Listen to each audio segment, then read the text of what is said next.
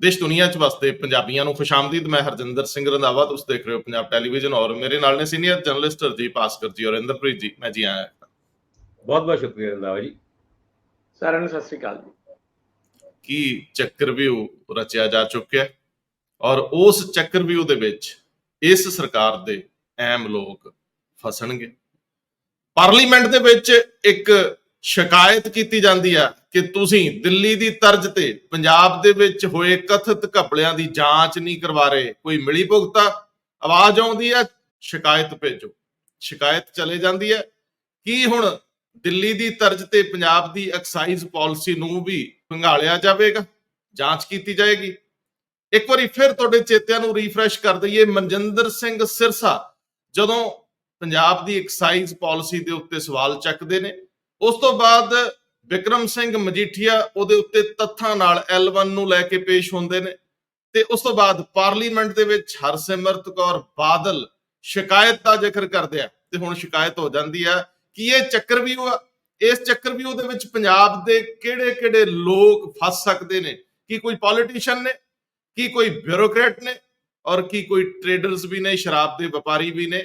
ਇਹ ਸਾਰੇ ਸਵਾਲ ਕਾਫੀ ਅਹਿਮ ਨੇ ਕਿਉਂਕਿ ਘੁਟਾਲਾ ਹੋਇਆ ਨਹੀਂ ਹੋਇਆ ਵੱਖਰੀ ਗੱਲ ਹੈ, ਜਦੋਂ ਜਾਂਚ ਤੁਰਦੀ ਆ ਤਾਂ ਫਿਰ ਇਹ ਬਹੁਤ ਦੂਰ ਤੱਕ ਫੈਲ ਜਾਂਦੀ ਆ। ਅਸੀਂ ਦਿੱਲੀ 'ਚ ਦੇਖ ਰਹੇ ਹਾਂ ਲਗਾਤਾਰ ਡਿਪਟੀ ਸੀਐਮ ਤੋਂ ਲੈ ਕੇ ਕਈ ਲੋਕ ਅਜੇ ਵੀ ਜ਼ਮਾਨਤਾਂ ਲਈ ਹੱਥ ਪੈਰ ਮਾਰ ਰਹੇ ਨੇ। ਦੂਜਾ ਸਵਾਲ, ਕੀ ਭਗਵੰਤ ਮਾਨ ਆਪਣੇ ਮੰਤਰੀ ਨੂੰ ਹੁਣ ਬਚਾ ਸਕਣਗੇ?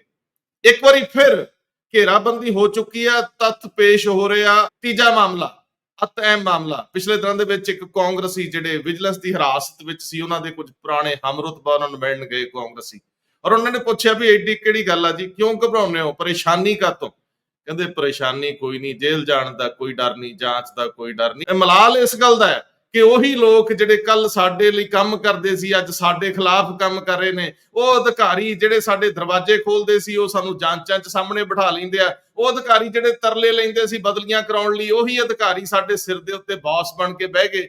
ਮਲਾਲ ਇਸ ਗੱਲ ਦਾ ਹੈ ਕਿ ਸਾਡੇ ਤੋਂ ਕੰਮ ਲੈਣ ਵਾਲੇ ਹੁਣ ਸਾਡੇ ਸਾਹਮਣੇ ਸ਼ੇਰ ਬਣ ਕੇ ਖਲੋਤੇ ਆ। ਇਹੀ ਸੱਤਾ ਦਾ ਸਵਾਦ ਹੈ, ਇਹੀ ਸੱਤਾ ਦੀ ਤਰਾਸਦੀ ਆ, ਔਰ ਇਹੀ ਮੌਜੂਦਾ ਹਾਕਮਾਂ ਦੇ ਸਾਹਮਣੇ ਵੀ ਕੁਝ ਮਾਪਦੰਡ ਨੇ। ਕਾਲੀ 'ਚ ਚੱਲਦੇ ਆ। ਭਰਤਿੰਦਰ ਸਿੰਘ ਚਾਲ ਨੂੰ ਹਾਈ ਕੋਰਟ ਦੇ ਵਿੱਚੋਂ ਕੁਝ ਖਾਸ ਹਾਸਲ ਨਹੀਂ ਹੁੰਦਾ, ਉਹਨਾਂ ਦੇ ਖਿਲਾਫ ਲੁੱਕਆਊਟ ਨੋਟਿਸ ਜਾਰੀ ਹੋ ਜਾਂਦਾ। ਡੀਜੀਪੀ ਪੰਜਾਬ ਦਾ ਮਾਮਲਾ ਔਰ ਯੂਪੀ ਦਾ ਮਾਮਲਾ ਇੱਕ ਵਾਰੀ ਸੁਪਰੀਮ ਕੋਰਟ ਜਾਂਦਾ ਹੈ, ਸੁਪਰੀਮ ਕੋਰਟ ਇਹਦਾ ਨੋਟਿਸ ਲੈਂਦੀ ਹੈ। ਇੱਕ ਵਾਰੀ ਪਟੀਸ਼ਨ ਖਾਰਜ ਕਰਕੇ ਨਵੀਂ ਪਟੀਸ਼ਨ ਲਿਆਉਣ ਲਈ ਕਿਹਾ ਜਾਂਦਾ। ਕੀ ਕੁਝ ਨਵੀਆਂ ਮੁਸ਼ਕਲਾਂ ਵੀ ਸਾਹਮਣੇ ਆ ਰਹੀਆਂ? ਸਾਰੇ ਮਾਮਲਿਆਂ ਨੂੰ ਅੱਗੇ ਵਧਾਉਣੇ ਸਭ ਤੋਂ ਪਹਿਲਾਂ ਇੰਦਰਪ੍ਰੀਤ ਜੀ, ਐਕਸਾਈਜ਼ ਮਾਮਲੇ 'ਚ ਜਦੋਂ ਹੁਣ ਵਿਧੀਵਤ ਕੰਪਲੇਂਟ ਹੋ ਚੁੱਕੀ ਆ, ਸ਼ਿਕਾਇਤ ਹੋ ਚੁੱਕੀ ਆ, ਜਾਂਚ ਵਿੱਚ ਮੁਸ਼ਕਲਾਂ ਬਹੁਤ ਆਉਂਦੀਆਂ ਨੇ। ਅਧਿਕਾਰੀ ਬਿਊਰੋਕਰੇਟ ਉਹਨਾਂ ਦੇ ਤਾਂ ਸਾਹ ਸੋਤੇ ਹੋਣਗੇ ਸਾਰਿਆਂ ਦੇ, ਕੀ ਕਹਿੰਦੇ ਹੋ? ਰੰਧਾਵਾ ਸਾਹਿਬ, ਜੇ ਆਪਾਂ ਵੈਸੇ ਤਾਂ ਕਈ ਪ੍ਰੋਗਰਾਮਾਂ 'ਚ ਨੀਤੀ ਬਾਰੇ ਤਾਂ ਬਹੁਤ ਵਾਰੀ ਗੱਲ ਕਰ ਚੁੱਕਿਆ, ਮੈਨੂੰ ਲੱਗਦਾ ਕਿ ਉਸ ਤੇ ਤਾਂ ਹੁਣ ਜ਼ਿਆਦਾ ਬੋਲਣ ਦੀ ਲੋੜ ਨਹੀਂ। ਪਰ ਕੱਲ ਜਿਹੜਾ ਇਸ਼ੂ ਆਇਆ, ਜਿਸ ਤਰ੍ਹਾਂ ਦੀ ਕੰਪਲੇਂਟ ਹਰਸਿਮਰਤ ਬਾਦਲ ਹੋਰਾਂ ਨੇ ਜਿਸ ਦਿੱਤੀ ਹੈ, ਉਹ ਬੜੀ ਦਿਲਚਸਪ ਹੈ। ਉਹਨੂੰ ਅਗਰ ਤੁਸੀਂ ਦੇਖੋ ਤਾਂ ਏਦਾਂ ਲੱਗਦਾ ਕਿ ਬਹੁਤ ਪ੍ਰੀ ਪਲਾਨਡ, ਜਿਵੇਂ ਇੱਕ ਕੰਮ ਜਿਹਾ ਲੱਗ ਰਿਹਾ ਨੇ ਕਿ ਪ੍ਰੀ ਪਲਾਨਡ ਤਰੀਕੇ ਨਾਲ ਜਿਉਂ-ਜਿਉਂ 24 ਨੇੜੇ ਆ ਰਹੀ ਹੈ ਤੇ ਉਹ ਤੋਂ ਆਮ ਆਦਮੀ ਪਾਰਟੀ ਦੀ ਸਰਕਾਰ ਨੂੰ ਜਾਂ ਉਹਨਾਂ ਦੇ ਬੰਦਿਆਂ ਨੂੰ ਕਿਸ ਤਰ੍ਹਾਂ ਉਸ ਚੱਕਰਵਿਊ ਦੇ ਵਿੱਚ ਫਸਾਣਾ ਹੈ, ਇਹਦੀ ਜਿਵੇਂ ਮੈਨੂੰ ਲੱਗ ਰਿਹਾ ਕਿ ਜਿਵੇਂ ਵਿਊ ਰਚਨਾ ਜੀ ਹੋ ਰਹੀ ਹੁੰਦੀ ਹੈ। ਇਹਦੀ ਸ਼ੁਰੂਆਤ ਤਾਂ ਤੁਹਾਨੂੰ ਪਤਾ ਹੈ, ਜਦੋਂ ਇਹ ਮਨਜਿੰਦਰ ਸਿਰਸਾ ਹੋਣੀ, ਉਹਨਾਂ ਨੇ ਇੱਕ ਟਵੀਟ ਕੀਤਾ ਸੀਗਾ ਕਿ ਜਿਸ ਤਰ੍ਹਾਂ ਦੀ ਕਾਰਵਾਈ ਦਿੱਲੀ ਦੇ ਵਿੱਚ ਹੋਈ ਐਕਸਾਈਜ਼ ਪਾਲਿਸੀ ਨੂੰ ਲੈ ਕੇ, ਸੇਮ ਕਾਰਵਾਈ ਪੰਜਾਬ ਦੇ ਵਿੱਚ ਵੀ ਹੋਣੀ ਚਾਹੀਦੀ ਹੈ। ਉਹਨਾਂ ਦੀ ਡਿਮਾਂਡ ਸੀ। ਉਹਨਾਂ ਨੇ ਇੱਕ ਟਵੀਟ ਵੀ ਕੀਤਾ ਸੀਗਾ ਔਰ ਇਹ ਕਿਹਾ ਸੀਗਾ ਕਿ ਉਹ ਪਾਲਿਸੀ ਸੇਮ ਹੈ, ਜਿਸ ਤਰ੍ਹਾਂ ਦੀ ਪਾਲਿਸੀ ਉੱਥੇ ਬਣਾਈ ਗਈ ਹੈ ਸੇਮ ਹੀ ਪਾਲਿਸੀ ਪੰਜਾਬ ਦੇ ਵਿੱਚ ਵੀ ਬਣਾਈ ਗਈ ਹੈ। ਜੇ ਉਹ ਫਾਲਟੀ ਹੈ ਤੇ ਇਹ ਵੀ ਫਾਲਟੀ ਹੈ, ਤੇ ਇਸ ਕਰਕੇ ਜਾਂਚ ਇਹਦੀ ਕਰਨੀ ਜ਼ਰੂਰੀ ਹੈ। ਉਸ ਤੋਂ ਬਾਅਦ ਵਿਕਰਮ ਮਜੀਠੀਆ ਉਹਨਾਂ ਨੇ ਇੱਕ ਪ੍ਰੈਸ ਕਾਨਫਰੰਸ ਕੀਤੀ, ਉਹਨਾਂ ਨੇ ਵੀ ਇਸ ਤਰ੍ਹਾਂ ਦੇ ਸਾਰੇ ਤੱਥ ਪੇਸ਼ ਕੀਤੇ। ਹੁਣ ਹਰਸਿਮਰਤ ਬਾਦਲ ਹੋਰਾਂ ਨੇ ਪਹਿਲਾਂ ਜਿਹੜਾ ਹੈਗਾ ਲੋਕ ਸਭਾ ਦੇ ਵਿੱਚ ਜਦੋਂ ਬਿੱਲ ਤੇ ਡਿਬੇਟ ਹੋ ਰਹੀ, ਦਿੱਲੀ ਸੇਵਾਵਾਂ ਬਿੱਲ ਤੇ ਡਿਬੇਟ ਹੋ ਰਹੀ ਸੀ, ਉਦੋਂ ਇਹ ਇਸ਼ੂ ਉਠਾਇਆ। ਹਾਲਾਂਕਿ ਉਸ ਟਾਈਮ ਇਹਦਾ ਕੋਈ ਉਹਦੇ ਨਾਲ ਰੈਲੀਵੈਂਸ ਹੈ ਨਹੀਂ ਸੀ, ਪਰ ਉਹਨਾਂ ਨੇ ਬੜੇ ਤਰੀਕੇ ਨਾਲ ਉਠਾਇਆ ਔਰ ਜਿਸ ਜ਼ੋਰਦਾਰ ਤਰੀਕੇ ਨਾਲ ਉਠਾਇਆ, ਸਰਕਾਰ ਵਾਲੇ ਪੱਖ ਤੋਂ ਵੀ ਆਵਾਜ਼ ਆ ਗਈ ਕਿ ਜੀ ਇਹਦੀ ਲਿਖਤ ਸ਼ਿਕਾਇਤ ਦਿਓ, ਕਾਰਵਾਈ ਹੋਏਗੀ। ਉਹ ਜਿਹੜੀ ਲਿਖਤ ਸ਼ਿਕਾਇਤ ਹੈ ਉਹਦੇ ਨਾਲ 2 ਇਹਨਾਂ ਨੇ ਮੈਮੋਰੈਂਡਮ ਉਹ ਵੀ ਲਗਾਏ ਨੇ, ਜਿਹੜੇ ਗਵਰਨਰ ਸਾਹਿਬ ਨੂੰ ਦਿੱਤੇ ਗਏ ਸੀਗੇ। ਕੈਬਨਿਟ ਸਬ ਕਮੇਟੀ ਦਾ ਨੋਟ ਵੀ ਲਗਾਇਆ ਗਿਆ, ਯਾਨੀ ਕਿ ਪੂਰੇ ਤੱਥ ਇਹਦੇ ਨਾਲ ਲਗਾ ਕੇ ਜਿਹੜੀ ਸ਼ਿਕਾਇਤ ਹੈ ਉਹ ਹੁਣ ਦੇਤੀ ਗਈ ਹੈ, ਹੋਮ ਮਿਨਿਸਟਰੀ ਨੂੰ ਭੇਜਤੀ ਗਈ ਹੈ। ਹੁਣ ਇਹਦੀ ਜਾਂਚ ਕਿਸ ਤਰ੍ਹਾਂ ਹੋਏਗੀ? ਆਪਾਂ ਕੱਲ ਪਰਸੋਂ ਵਾਲੇ ਪ੍ਰੋਗਰਾਮ 'ਚ ਵੀ ਇਹ ਜ਼ਿਕਰ ਕਰ ਰਹੇ ਸੀਗੇ ਕਿ ਸੀਬੀਆਈ, ਉਹਨਾਂ ਨੇ ਦੋ ਡਿਮਾਂਡ ਕੀਤੀਆਂ ਨੇ ਹਰਸਿਮਰਤ ਬਾਦਲ ਉਹਨਾਂ ਨੇ ਕਿਹਾ ਵੀ ਸੀਬੀਆਈ ਤੋਂ ਜਾਂ ਈਡੀ ਤੋਂ ਜਾਂਚ ਕਰਾਈ ਜਾਏ। ਆਪਾਂ ਉਸ ਦਿਨ ਜ਼ਿਕਰ ਕਰ ਰਹੇ ਸੀ ਕਿ ਈਡੀ ਜਿਹੜੀ ਹੈਗੀ ਹੈ ਉਹ ਸਿੱਧੇ ਤੌਰ ਤੇ ਨਹੀਂ ਆਂਦੀ, ਉਹ ਪਹਿਲਾਂ ਕੋਈ ਏਜੰਸੀ ਜਾਂਚ ਕਰੇਗੀ ਤਾਂ ਫਿਰ ਉਹ ਐਂਟਰ ਕਰੇਗੀ ਜਦੋਂ ਉਹਨੂੰ ਲੱਗੇਗਾ ਕਿ ਹਾਂ ਕਿ ਕੁਝ ਕਥਿਤ ਘੁਟਾਲਾ ਹੈਗਾ। ਹੁਣ ਇੱਥੇ ਕੀ ਇਹ ਜਾਂਚ ਸੀਬੀਆਈ ਨੂੰ ਦਿੱਤੀ ਜਾਏਗੀ? ਸੀਬੀਆਈ ਫਿਰ ਉਸੇ ਤਰ੍ਹਾਂ ਹੀ ਪੰਗਾ ਹੈ ਕਿ ਸੀਬੀਆਈ ਅਗਰ ਕੋਈ ਜਾਂਚ ਕਰੇਗੀ ਤਾਂ ਉਹਨੂੰ ਪਹਿਲਾਂ ਸਟੇਟ ਗਵਰਨਮੈਂਟ ਤੋਂ ਪੁੱਛਣਾ ਪਏਗਾ। ਦਿੱਲੀ ਤੇ ਪੰਜਾਬ ਦੇ ਵਿੱਚ ਥੋੜਾ ਜਿਹਾ ਫਰਕ ਹੈ, ਮੈਂ ਪਹਿਲਾਂ ਵੀ ਦੱਸ ਰਿਹਾ ਸੀਗਾ। ਦਿੱਲੀ ਇੱਕ ਅਧੂਰੀ ਸਟੇਟ ਹੈ, ਪੰਜਾਬ ਇੱਕ ਫੁੱਲ ਫਲੈਜ ਸਟੇਟ ਹੈ ਜਿੱਥੇ ਬਹੁਤ ਸਾਰੇ ਰਾਈਟਸ ਹੈਗੇ ਨੇ। ਪਰ ਹੁਣ ਇਹ ਜਿਸ ਤਰ੍ਹਾਂ ਦੀਆਂ ਸੇਂਧ ਲੱਗ ਰਹੀਆਂ ਨੇ ਉਹਨਾਂ ਰਾਈਟਸ ਦੇ ਉੱਤੇ, ਉਹਦਾ ਨਮੂਨਾ ਆਪਾਂ ਕੱਲ ਆਲਰੇਡੀ ਦੇਖ ਚੁੱਕੇ ਹਾਂ ਜਿਹੜਾ ਉੱਥੇ ਬਿੱਲ ਪਾਸ ਕੀਤਾ ਹੈ। ਹੁਣ ਇੱਥੇ ਕਿਸ ਤਰ੍ਹਾਂ ਦੀ ਸੇਂਧਮਾਰੀ ਹੋਏਗੀ ਇਹ ਬੜੀ ਦਿਲਚਸਪ ਹੋਏਗੀ। ਪਰ ਇਹ ਸਾਰੀ ਕਵਾਇਦ ਦੇ ਵਿੱਚ ਜਿਹੜੀ ਅਫਸਰਸ਼ਾਹੀ ਹੈ, ਉਹ ਜਿਹੜੇ ਜਿਨ੍ਹਾਂ ਨੇ ਇਹ ਪਾਸ ਕੀਤੇ ਨੇ, ਪਾਲਿਸੀ ਬਣਾਈ ਹੈ, ਉੱਥੇ ਬਾਰ-ਬਾਰ ਗਏ ਨੇ, ਉਹਨਾਂ ਨਾਲ ਮੁਲਾਕਾਤਾਂ ਕੀਤੀਆਂ ਨੇ, ਉਹ ਸਾਰਿਆਂ ਦੇ ਮਨ 'ਚ ਇੱਕ ਤੌਖਲਾ ਜ਼ਰੂਰ ਹੈ ਕਿ ਬੇਸ਼ੱਕ ਇਸ ਜਾਂਚ 'ਚ ਕੁਝ ਨਿਕਲੇ ਜਾਂ ਨਾ ਨਿਕਲੇਗਾ, ਲੇਕਿਨ ਜਿਹੜੀ ਇਹ ਪਰੇਸ਼ਾਨੀ ਹੋਏਗੀ ਜਾਂਚ ਦੇ ਘੇਰਾ ਜਦੋਂ ਵਧੇਗਾ ਤਾਂ ਪਰੇਸ਼ਾਨੀ ਹੋਏਗੀ, ਇਸ ਤੋਂ ਨਿਕਲਣਾ ਬਹੁਤ ਮੁਸ਼ਕਿਲ ਹੋਏਗਾ। ਮੁਸ਼ਕਿਲ ਹੀ ਨਹੀਂ ਹੋਏਗਾ। ਸਭ ਤੋਂ ਪਹਿਲੀ ਗੱਲ ਤਾਂ ਇਹ ਹੈ ਕਿ ਖੱਜਲ ਖਰਾਬੀ ਬਹੁਤ ਹੈ, ਔਰ ਵੱਡੀ ਗੱਲ ਹੈ ਕਿ ਉਹ ਝੱਲ ਚੁੱਕੇ ਆ ਪਹਿਲਾਂ ਇੱਕ ਤੋਂ ਵੱਧ ਵਾਰੀ। ਜੇ ਮੈਂ ਗ੍ਰਿਲ ਸ਼ਬਦ ਕਹਾਂ, ਗ੍ਰਿਲ ਹੀ ਹੁੰਦਾ, ਤੁਸੀਂ ਬੰਦੇ ਨੂੰ ਬਾਰ-ਬਾਰ ਸਵਾਲ ਪੁੱਛੀ ਜਾਂਦੇ ਹੋ। ਸ਼ਾਇਦ ਨਰੇਸ਼ ਦੂਬੇ ਔਰ ਵਰਨ ਰੋਜਮ ਉਹਨਾਂ ਤੋਂ ਪੁੱਛਗਿੱਛ ਹੋ ਚੁੱਕੀ ਆ, ਔਰ ਕੈਪਸ਼ਨਾਂ ਵੀ ਇੱਕ ਵਾਰੀ ਦਿੱਲੀ ਜਾ ਕੇ ਆਏ ਸੀ, ਮੈਨੂੰ ਤੱਥ ਜ਼ਿਆਦਾ ਪਤਾ ਨਹੀਂ ਹੈਗੇ। ਉਸ ਦੌਰ ਦੇ ਵਿੱਚ ਹੋਰ ਵੀ ਕਈ ਪਾਸਿਆਂ ਤੋਂ ਸ਼ੁਰੂਆਤ ਤਾਂ ਹੋਈ ਸੀ, ਲੇਕਿਨ ਬਾਅਦ ਦੇ ਵਿੱਚ ਇਹ ਰੁਕ ਗਿਆ ਮਾਮਲਾ। ਲੇਕਿਨ ਦਿੱਲੀ ਦੇ ਵਿੱਚ ਬਿਲਕੁਲ ਨਹੀਂ ਰੁਕਿਆ, ਅਜੇ ਤੱਕ ਮਾਮਲਾ ਫਸਿਆ। ਮਨੀਸ਼ ਸਿਸੋਦੀਆ ਜਿਹੜੇ ਕਿ ਸਾਬਕਾ ਡਿਪਟੀ ਸੀਐਮ ਨੇ ਦਿੱਲੀ ਦੇ, ਸੁਪਰੀਮ ਕੋਰਟ ਦੇ ਵਿੱਚ ਗਏ ਹੋਏ ਆ, ਮੈਨੂੰ ਜ਼ਮਾਨਤ ਦੇ ਦਿਓ, ਉਹਨਾਂ ਦੀ ਵਾਈਫ ਠੀਕ ਨਹੀਂ ਹੈ, ਲੇਕਿਨ ਸੁਪਰੀਮ ਕੋਰਟ ਦੇ ਵਿੱਚ ਸਤੰਬਰ ਦੀ ਕੋਈ ਡੇਟ ਪਈ ਹੋਈ ਹੈ। ਸੋ ਇਹ ਮਾਮਲੇ ਏਡੇ ਆਸਾਨੀ ਨਾਲ ਐਡਰੈਸ ਹੋਣ ਵਾਲੇ ਨਹੀਂ ਹੈ। ਹੁਣ ਇਸ ਗੱਲ ਦੇ ਉੱਤੇ ਗੱਲ ਖੜੀ ਹੈ ਕਿ ਜੇ ਚੱਕਰ ਵਿਊਹ ਮਿੱਥ ਕੇ ਰਚਿਆ ਗਿਆ ਤਾਂ ਕੁਦਰਤੀ ਤੌਰ ਤੇ ਉਹਨੂੰ ਤੋੜਨ ਲਈ ਪੰਜਾਬ ਗਵਰਨਮੈਂਟ ਨੂੰ ਔਰ ਅਧਿਕਾਰੀਆਂ ਨੂੰ ਬੜਾ ਤਰੱਦਦ ਕਰਨਾ ਪਊਗਾ। ਭਾਸਕਰ ਸਾਹਿਬ, ਅੱਗੇ ਵਧਦੇ ਆ। ਵੈਸੇ ਜਦੋਂ ਸਾੜ ਸਤੀ ਚੱਲਦੀ ਹੋਵੇ, ਇੱਕ ਤੋਂ ਬਾਅਦ ਇੱਕ ਹੋਰ ਸ਼ਾਮਲ ਹੋਈ ਜਾਂਦੀ। ਵਿਸ਼ਵ ਭਾਰਤੀ ਦੀ ਮੈਂ ਰਿਪੋਰਟ ਦੇਖਦਾ ਸੀਗਾ, ਨਰੋਟ ਜੈਮਲ ਸਿੰਘ ਦੇ ਮਾਮਲੇ 'ਚ ਲਗਭਗ ਕਟਾਰੂ ਚੱਕ ਸਾਹਿਬ ਇੱਕ ਵਾਰੀ ਫਿਰ ਕਟਾਰੇ 'ਚ ਨੇ, ਔਰ ਕਟਾਰੂ ਚੱਕ ਦੀ ਸਿਫਾਰਿਸ਼ ਦੇ ਉੱਤੇ ਉਦੋਂ ਦੇ ਪੰਚਾਇਤ ਮੰਤਰੀ ਕੁਲਦੀਪ ਸਿੰਘ ਧਾਲੀਵਾਲ ਨੇ ਉਹਨੂੰ ਏਡੀਸੀ ਲਾਇਆ ਸੀ, ਕੁਲਦੀਪ ਸਿੰਘ ਨੂੰ, ਜਿਹੜੇ ਕਿ ਡੀਡੀਪੀਓ ਪ੍ਰਮੋਟ ਹੋਏ ਸੀ ਪੀਡੀਓ ਤੋਂ। ਡੇਟਾ ਸਾਹਿਤ ਤੱਥ ਪ੍ਰਸਤੁਤ ਹੋਏ ਨੇ, ਇੱਕ ਵਾਰੀ ਸਾਂਝ ਪਵਾਓ ਕਿ ਨਵੇਂ ਤੱਥ ਕਿਹੜੇ ਪੇਸ਼ ਹੋਏ। ਕਟਾਰੂ ਚੱਕ ਉਹਨਾਂ ਪਹਿਲੇ ਮਾਮਲੇ ਦੇ ਵਿੱਚ ਤੇ ਏਦਾਂ ਲੱਗਿਆ ਸੀ ਵੀ ਬਚ ਗਏ, ਪਰ ਹੁਣ ਜਿਹੜਾ ਮਾਮਲਾ ਹੈ ਜਿਹਦਾ ਜ਼ਿਕਰ ਅਸੀਂ ਕੱਲ ਦੇ ਪ੍ਰੋਗਰਾਮ ਦੇ ਵਿੱਚ ਵੀ ਕੀਤਾ ਸੀ, ਜਦ ਅਸੀਂ ਦੱਸਿਆ ਸੀਗਾ ਉਹ 100 ਏਕੜ ਤੋਂ 45 ਏਕੜ ਏਦਾਂ ਦੀ ਜ਼ਮੀਨ ਹੈਗੀ ਹੈ ਜਿਹੜੀ ਸੋਨੇ ਦੇ ਆਂਡੇ ਦੇਣ ਵਾਲੀ ਮੁਰਗੀ ਹੈਗੀ ਹੈ, ਔਰ ਉਹਦੇ ਤੋਂ 2 ਕਰੋੜ ਰੁਪਏ ਅਗਰ ਮਿਨੀਮਮ ਕਮਾਈ ਵੀ ਸਰਕਾਰ ਕਰਦੀ ਤੇ 90 ਕਰੋੜ ਰੁਪਇਆ ਸਾਲ ਦਾ ਕਮਾ ਸਕਦੀ ਸੀ। ਹੁਣ ਇਸ ਮੁੱਦੇ ਦੇ ਉੱਤੇ ਨਵੇਂ ਤੱਥ ਨਿਕਲ ਕੇ ਆਏ ਨੇ ਜਿਨ੍ਹਾਂ ਨੇ ਕਟਾਰੂ ਚੱਕ ਉਹਨਾਂ ਦੀ ਮੁਸੀਬਤਾਂ ਵਧਾ ਦਿੱਤੀਆਂ ਹੈ ਰਾਤਰ। ਹਾਲਾਂਕਿ ਅੱਗੇ ਚੱਲ ਕੇ ਐਕਸ਼ਨ ਹੁੰਦਾ ਨਹੀਂ ਹੁੰਦਾ, ਇਹ ਤੇ ਸਰਕਾਰਾਂ ਦਾ ਕੰਮ ਹੈ, ਪਰ ਇਹ ਗੱਲ ਸਾਹਮਣੇ ਆਈ ਹੈ ਜਿਹੜੇ ਕੁਲਦੀਪ ਸਿੰਘ ਏਡੀਸੀ ਆਪਣੀ ਰਿਟਾਇਰਮੈਂਟ ਤੋਂ ਇੱਕ ਦਿਨ ਪਹਿਲੇ ਉਹ 100 ਏਕੜ ਦਾ ਇੱਕ ਫੈਸਲਾ ਕਰਦੇ ਨੇ ਉਹਨਾਂ ਇੰਡੀਵਿਜੂਅਲਸ, ਉਹਨਾਂ ਪ੍ਰਾਈਵੇਟ ਲੋਕਾਂ ਦੇ ਖਿਲਾਫ, ਜਿਨ੍ਹਾਂ ਦੇ ਕਰਕੇ ਇੱਕ ਤਰੀਕੇ ਨਾਲ ਉਹ ਸਰੈਂਡਰ ਕਰ ਦਿੱਤੇ ਜਾਂਦੇ ਨੇ ਸਰਕਾਰੀ ਪੰਚਾਇਤ ਜ਼ਮੀਨਾਂ ਦੇ ਰਾਈਟਸ। ਉਹਦੇ ਵਿੱਚ ਫਰਵਰੀ 23 ਨੂੰ, ਇਸ ਸਾਲ ਫਰਵਰੀ 23 ਨੂੰ ਇੱਕ ਡੀਓ ਲੈਟਰ ਲਿਖਦੇ ਨੇ ਕਟਾਰੂ ਚੱਕ ਸਾਹਿਬ। ਲਿਖਦੇ ਕਿਹਨੂੰ ਨੇ? ਉਸ ਵਕਤ ਦੇ ਪੰਚਾਇਤ ਮੰਤਰੀ ਜਿਹੜੇ ਕੁਲਦੀਪ ਸਿੰਘ ਧਾਲੀਵਾਲ। ਔਰ ਇਸ ਲੈਟਰ ਦੇ ਵਿੱਚ ਕਹਿੰਦੇ ਨੇ ਕਿ ਆ ਜਿਹੜੇ ਕੁਲਦੀਪ ਸਿੰਘ ਹੈਗੇ ਨੇ ਇਹਨਾਂ ਨੂੰ ਏਡੀਸੀ ਦਾ ਚਾਰਜ ਦੇ ਦਿੱਤਾ ਜਾਏ। ਔਰ ਕੁਲਦੀਪ ਸਿੰਘ ਧਾਲੀਵਾਲ ਵੀ ਜਿੱਦਾਂ ਉਹ ਲੈਟਰ ਭਾਸਕਰ ਸਾਹਿਬ ਦਿੱਤਾ ਜਾ ਸਕਦਾ ਹੈ, ਹੁਣ ਦਿੱਤਾ ਜਾ ਸਕਦਾ ਹੈ। ਕਟਾਰੂ ਚੱਕ ਸਾਹਿਬ ਇੱਥੇ ਕਟਾਰੂ ਚੱਕ ਸਾਹਿਬ ਵਿਚਲਾ ਝੋਲ ਰੱਖ ਜਾਂਦੇ ਆ। ਹੁਣ ਜਿਹੜੇ ਧਾਲੀਵਾਲ ਸਾਹਿਬ ਦੇ ਦਿੰਦੇ ਨੇ ਉਹ ਦੱਸਣਗੇ ਜਾਂਚ ਵਿੱਚ, ਜੇ ਜਾਂਚ ਹੁੰਦੀ ਆ ਤਾਂ, ਕਿਉਂਕਿ ਸਰਕਾਰ ਨੇ ਸਰਕਾਰ ਦੀ ਜਾਂਚ ਕਰਨੀ ਆ, ਕੀਤਾ ਹੋਣੀ ਆ ਕਿ ਨਹੀਂ। ਜੇਕਰ ਕਟਾਰੂ ਚੱਕ ਸਾਹਿਬ ਕਹਿਣਗੇ ਮੈਂ ਤਾਂ ਕਿਹਾ ਸੀ ਦਿੱਤਾ ਜਾ ਸਕਦਾ, ਸਹੁੰ ਤੇ ਉਹਨਾਂ ਨੇ ਖਾਧੀ, ਵਿਵੇਕ ਤੇ ਉਹਨਾਂ ਦਾ ਕੰਮ ਕਰਨਾ ਚਾਹੀਦਾ ਸੀ ਦੇਣਾ ਕਿ ਨਹੀਂ ਦੇਣਾ, ਤੇ ਧਾਲੀਵਾਲ ਸਾਹਿਬ ਨੇ ਚੱਕ ਕੇ ਚੁਟਕੀ। ਜਿੱਦਾਂ ਇਸ ਕੇਸ ਦੇ ਵਿੱਚ ਤੇ ਏਦਾਂ ਲੱਗਦਾ ਜਿੱਦਾਂ ਧਾਲੀਵਾਲ ਸਾਹਿਬ ਬਿਲਕੁਲ ਬਾਲਕੋਨੀ ਦੇ ਵਿੱਚ ਹੀ ਖਲੋਤੇ ਸੀ ਉਸ ਡੀਓ ਲੈਟਰ ਨੂੰ ਲੈਣ ਵਾਸਤੇ, ਤੇ ਨਾਲ ਦੇ ਨਾਲ ਹੀ ਆਰਡਰ ਕਰ ਦਿੰਦੇ ਨੇ ਕਿ ਬਿਨਾ ਇਹਨਾਂ ਨੂੰ ਦੇ ਦਿੱਤਾ ਜਾਏ।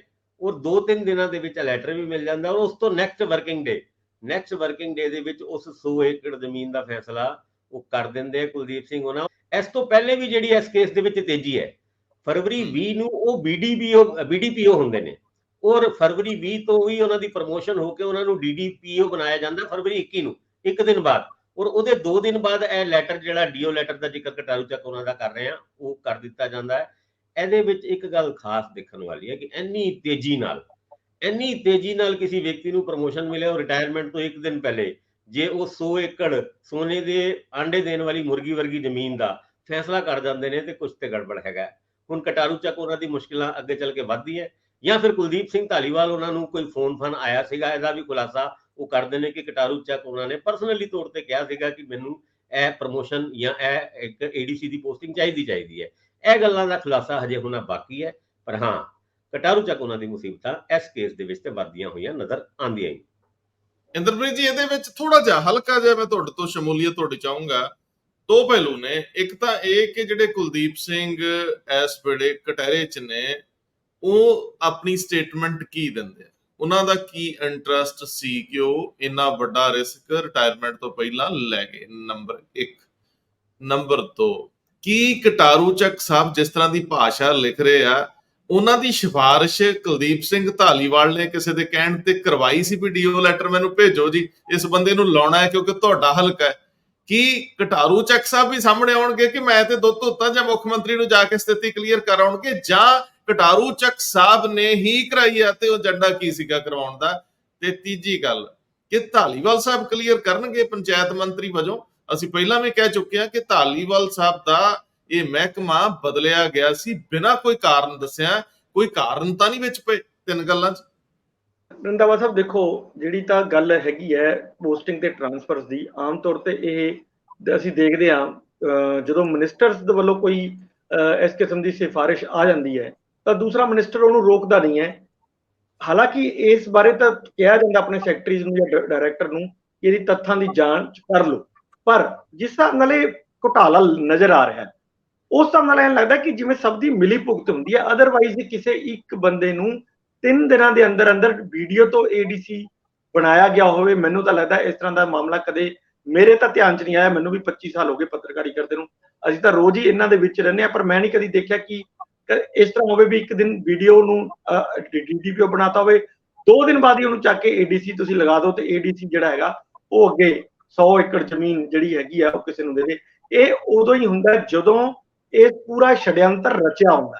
ਇਹਦੇ ਪਿੱਛੇ ਕੌਣ ਨੇ, ਕੋਈ ਮੰਤਰੀ ਨੇ, ਉੱਪਰ ਅਫਸਰ ਨੇ ਜਾਂ ਕੋਰੋਂ ਨੇ, ਇਹ ਤਾਂ ਸਾਰੇ ਜਾਂਚ ਦੇ ਵਿਸ਼ੇ ਨੇ। ਦੇਖੋ ਜਾਂਚ ਹੋਏਗੀ ਤਾਂ ਪਤਾ ਚੱਲੇਗਾ ਕਿ ਐਕਚੁਅਲੀ ਗੱਲ ਕੀ ਹੈ। ਪਰ ਜਿਹੜੀ ਗੱਲ ਇਹ ਹੈਗੀ ਹੈ ਵੀ ਸਿਫਾਰਿਸ਼ ਕਰਨ ਦੀ, ਇਹ ਆਮ ਤੌਰ ਤੇ ਹੀ ਮੰਤਰੀ ਕਰਦੇ ਰਹਿੰਦੇ ਆ। ਮਤਲਬ ਕੋਈ ਆ ਗਿਆ, ਇਹਨਾਂ ਤੁਸੀਂ ਆਮ ਸਧਾਰਨ ਵਜੋਂ ਨਾ ਲਿਓ। ਮੇਰੇ ਸਵਾਲ 2 ਨੇ, ਉਹਨਾਂ ਦਾ ਦੋਨੇ ਜਣੇ ਦਿਓ ਜਵਾਬ। ਪਹਿਲੀ ਗੱਲ ਤੇ ਇਹ ਆ ਕਿ ਜੇ ਕਟਾਰੂ ਚੱਕ ਇਹ ਲਿਖ ਰਹੇ ਨੇ ਕਿ ਚਾਰਜ ਦਿੱਤਾ ਜਾ ਸਕਦਾ ਹੈ, ਜੇ ਉਹਨਾਂ ਚਾਰਜ ਦਿਵਾਉਣਾ ਹੋਵੇ ਤੇ ਉਹ ਲਿਖਣਗੇ ਕਿ ਚਾਰਜ ਇਸ ਬੰਦੇ ਨੂੰ ਦੇ ਦਿਓ, ਠੀਕ ਹੈ ਜੀ, ਉਹ ਦਿੱਤਾ ਜਾ ਸਕਦਾ ਹੈ। ਜਿੱਦਾਂ ਉਹਨਾਂ ਨੂੰ ਪੁੱਛਿਆ ਗਿਆ ਹੁੰਦਾ ਵੀ ਇਹਨੂੰ ਚਾਰਜ ਦੇ ਦਈਏ, ਤੁਹਾਨੂੰ ਕੋਈ ਇਤਰਾਜ਼ ਨਹੀਂ, ਤੇ ਉਹਨਾਂ ਲਿਖਿਆ ਵੀ ਹਾਂ ਦਿੱਤਾ ਜਾ ਸਕਦਾ ਹੈ। ਕਟਾਰੂ ਚੱਕ ਤੋਂ ਇਹ DO ਲੈਟਰ ਲਿਖਵਾਇਆ ਗਿਆ ਕਿ ਕਿਨੇ ਲਿਖਵਾਇਆ? ਤੇ ਜੇਕਰ ਕਟਾਰੂ ਚੱਕ ਸਾਹਿਬ ਨੇ ਕਿਹਾ ਦਿੱਤਾ ਜਾ ਸਕਦਾ ਹੈ ਤੇ ਧਾਲੀਵਾਲ ਸਾਹਿਬ ਉਸੇ ਵੇਲੇ ਹੀ ਦੇ ਦਿੰਦੇ ਆ ਕਿ ਧਾਲੀਵਾਲ ਸਾਹਿਬ ਨੂੰ ਕਿਸੇ ਨੇ ਕਿਹਾ ਵੀ ਦੇ ਦਿਓ ਜੀ, ਫਟਾਫਟ ਕਰਨ ਵਾਲਾ ਕੰਮ ਹੈ। ਮੈਂ 2 ਸਵਾਲ ਪੁੱਛ ਰਿਹਾ ਹੁਣ। ਇਹਦੇ ਵਿੱਚ ਇੱਕ ਲਾਈਨ ਦੇ ਵਿੱਚ ਮੈਨੂੰ ਕਟਾਰੂ ਚੱਕ ਵੀ ਬਚਦੇ ਦਿਸਦੇ ਆ ਤੇ ਧਾਲੀਵਾਲ ਫਸਦੇ ਦਿਸਦੇ ਆ, ਦੂਜੇ 'ਚ ਮੈਨੂੰ ਕਟਾਰੂ ਚੱਕ ਫਸਦੇ ਦਿਸਦੇ ਆ ਕਿਉਂਕਿ ਲਿਖ ਕੇ DO ਲੈਟਰ ਉਹਨਾਂ ਦਿੱਤਾ ਤੇ ਕਿਉਂਕਿ ਉਹਨਾਂ ਦੀ ਤਾਂ ਪੰਚਾਇਤ ਮੰਤਰੀ ਵਜੋਂ ਛੁੱਟੀ ਹੋ ਚੁੱਕੀ ਹੈ। ਸੋ ਮੈਨੂੰ ਇਹਨਾਂ ਦੋਨਾਂ ਚੀਜ਼ਾਂ ਨੂੰ ਜ਼ਰਾ ਵੰਡ ਕੇ ਦੱਸਿਓ ਵੀ ਇਹਦੇ ਕੀ ਅਰਥ ਲਈਏ। ਮੈਂ ਤੁਹਾਨੂੰ ਉਹੀ ਰੰਧਾਵਾ ਸਾਹਿਬ ਗੱਲ ਕਰ ਰਿਹਾ ਕਿ ਜਦੋਂ ਉਹਨਾਂ ਨੇ ਇਹ ਲਿਖਿਆ ਨਾ, ਉਹ ਪੂਰਾ ਪ੍ਰਸੰਗ ਨਹੀਂ ਹੈ। ਦੇਖੋ ਆਪਣੇ ਕੋਲੇ ਸਿਰਫ ਇੱਕ ਲਾਈਨ ਸਾਹਮਣੇ ਆਈ ਹੋਈ ਹੈ ਕਿ ਉਹਨਾਂ ਨੇ ਕਿਹਾ ਕਿ ਇਹਨਾਂ ਨੂੰ ਚਾਰਜ ਦਿੱਤਾ ਜਾ ਸਕਦਾ ਹੈ। ਉਹ ਇਸ ਕਰਕੇ ਵੀ ਹੁੰਦਾ ਹੈ, ਕਈ ਅਕਸਰ ਮਤਲਬ ਡਿਪਾਰਟਮੈਂਟਾਂ 'ਚ ਮੈਂ ਦੇਖਦਾ ਉਹ ਇਸ ਕਰਕੇ ਵੀ ਹੁੰਦਾ ਹੈ ਕਿ ਤੁਹਾਡੇ ਕੋਲ ਉੱਥੇ ਬੰਦਾ ਨਹੀਂ ਹੈ ਤਾਂ ਤੁਸੀਂ ਮੰਤਰੀ ਕੀ ਸਿਫਾਰਿਸ਼ ਕਰ ਦਿੰਦਾ ਹੈ ਕਿ ਜੀ ਮੇਰੇ ਹਲਕੇ 'ਚ ਆਹ ਪੋਸਟ ਖਾਲੀ ਪਈ ਹੈ, ਇਹਦਾ ਚਾਰਜ ਇਹਨੂੰ ਦਿੱਤਾ ਜਾ ਸਕਦਾ ਹੈ। ਉਹ ਇਸ ਤਰ੍ਹਾਂ ਦਾ ਇੱਕ ਭੇਜਦੇ ਆ, ਪਰ ਜਿਹਨੇ ਦੇਣਾ ਹੈ ਜ਼ਿੰਮੇਵਾਰੀ ਉਹਦੀ ਆਏਗੀ ਜਿਹਨੇ ਦੇਣਾ ਹੈ, ਕਿਉਂਕਿ ਸਿਫਾਰਿਸ਼ਾਂ ਤਾਂ ਬਹੁਤ ਸਾਰੀਆਂ ਹੋਣਗੀਆਂ ਸਿਫਾਰਿਸ਼ਾਂ ਦੀ, ਔਰ ਲੋਕ ਕਰਵਾਉਂਦੇ ਰਹੇ। ਜਦੋਂ ਤੁਸੀਂ ਪੋਲੀਟੀਕਲ ਲਾਈਫ ਦੇ ਵਿੱਚ ਹੁੰਦੇ ਹੋ ਲੋਕ ਕਰਵਾਉਂਦੇ ਰਹਿੰਦੇ ਜੀ ਮੈਨੂੰ ਫਲਾਣੀ ਥਾਂ ਤੇ ਲਗਵਾ ਦਿਓ, ਟਿਮਕਾਣੀ ਥਾਂ ਤੇ ਲਗਾ ਦਿਓ। ਇਹ ਅੱਜ ਕੱਲ ਦੀ ਜਿਹੜੀ ਆ ਸਿਸਟਮ ਚੱਲ ਰਿਹਾ ਉਹ ਚ ਪ੍ਰਾਇਮਰੀ ਕੰਮ ਮੰਤਰੀਆਂ ਕੋਲ ਇਹੀ ਹੈ ਕਿ ਟ੍ਰਾਂਸਫਰਾਂ ਔਰ ਪੋਸਟਿੰਗਾਂ ਨਹੀਂ ਹੋ ਰਹੀਆਂ ਨੇ। ਪਰ ਮੈਂ ਜਿਹੜੀ ਗੱਲ ਕਰ ਰਿਹਾ ਵੀ ਜਿਹਨੇ ਲਗਾਣਾ ਹੈ, ਜਿਸਦਾ ਮਹਿਕਮਾ ਹੈ, ਉਹਦੀ ਜਿਹੜੀ ਪ੍ਰਾਇਮਰੀ ਉਹ ਬਣਦੀ ਹੈ ਜ਼ਿੰਮੇਵਾਰੀ ਕਿ ਉਹ ਜੇ ਕੋਈ ਸਿਫਾਰਿਸ਼ ਆਈ ਹੈ ਤਾਂ ਕੀ ਉਹਨੇ ਆਪਣੇ ਸੈਕਟਰੀ ਤੋਂ ਇਹਦੇ ਰਿਮਾਰਕਸ ਲਿੱਤੇ ਹੈ ਕਿ ਨਹੀਂ ਲਿੱਤੇ, ਕਿ ਉਹਨੂੰ ਲਾਉਣ ਦੇ ਤੁਰੰਤ ਆਰਡਰ ਹੀ, ਜਿਵੇਂ ਭਾਸਕਰ ਸਾਹਿਬ ਨੇ ਕਿਹਾ ਕਿ ਜਿਉਂ ਹੀ ਲੈਟਰ ਆਇਆ ਤਿਉਂ ਹੀ ਆਰਡਰ ਕਰਤੇ। ਇਟ ਮੀਨਸ ਇਹ ਏਦਾਂ ਸੌਖਾ ਕੰਮ ਨਹੀਂ ਹੈ, ਇਹਦੇ ਪਿੱਛੇ ਕੁਝ ਗਹਿਰੀ ਸਾਜ਼ਿਸ਼ ਲੱਗਦੀ ਹੈ ਜਿਹਦੇ ਤਾਂ ਪਰਜਾਫਾਸ਼ ਹੋਣਾ ਬਣਦਾ, ਕਿਉਂਕਿ ਹਜੇ ਤੱਕ ਜੋ ਤੱਥ ਸਾਹਮਣੇ ਆ ਰਹੇ ਨੇ ਉਹ ਉੱਪਰਲੇ ਨੇ ਕਿ ਜੀ ਮੈਂ ਤਾਂ ਸਿਫਾਰਿਸ਼ ਕੀਤੀ, ਸਿਰਫ ਜੇ ਨਹੀਂ ਲਗਾਉਣਾ ਸੀ ਨਾ ਲਗਾਉਂਦੇ। ਮੈਂ ਤਾਂ ਡਾਕਟਰਾਂ ਦੀ ਵੀ ਕਰਦਾ, ਮੈਂ ਫਲਾਣਿਆਂ ਦੀ ਵੀ ਕਰਦਾ, ਉੱਥੇ ਸਿਫਾਰਿਸ਼ ਤਾਂ ਸਾਰੇ ਹੀ ਮੰਤਰੀ ਕਰਦੇ ਆ। ਜਿਹਨੇ ਲਗਾਣਾ ਹੈ ਦੇਖਦੇ ਹਮੇਸ਼ਾ ਉਹੀ ਹੁੰਦਾ। ਤੁਹਾਨੂੰ ਯਾਦ ਹੋਊਗਾ ਇਹ ਜਦੋਂ ਲక్ష్ਮੀ ਕਾਂਤਾ ਚਾਵਲਾ ਹੋਣੀ ਮਿਨਿਸਟਰ ਸੀਗੇ ਹੈਲਥ ਦੇ, ਤਾਂ ਉਹ ਕਦੇ ਵੀ ਕੋਈ ਸਿਫਾਰਿਸ਼ ਲੈਂਦੇ ਨਹੀਂ ਸੀ ਕਿਸੇ ਵੀ ਮੰਤਰੀ ਦੀ, ਈਵਨ ਮੁੱਖ ਮੰਤਰੀ ਦੀ ਵੀ ਨਹੀਂ ਸੀ ਲੈਂਦੇ ਹੁੰਦੇ, ਕਿਉਂਕਿ ਉਹ ਕਹਿੰਦੇ ਸੀ ਵੀ ਇਹ ਮੈਨੂੰ ਆਪਣੇ ਆਪ ਮਹਿਕਮਾ ਚਲਾਉਣ ਦਿਓ, ਮੇਰੇ ਮਹਿਕਮੇ 'ਚ ਦਖਲ ਅੰਦਾਜ਼ੀ ਨਾ ਕਰੋ।